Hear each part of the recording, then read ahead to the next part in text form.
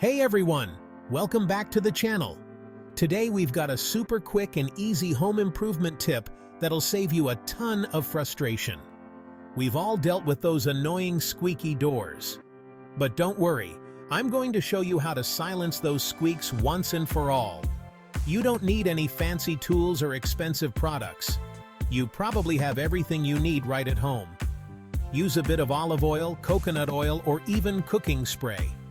Apply a few drops directly onto the hinges and move the door back and forth. You'll notice the squeak starts to disappear almost immediately. If the oil doesn't do the trick, try WD-40 or silicone spray. Spray a small amount onto the hinges and move the door back and forth. The squeak should be completely gone now. And there you have it. A super easy way to silence those squeaky doors using just a few household items. If you found this tip helpful, give this video a thumbs up. And if you're new here, hit that subscribe button and ring the bell for more tips.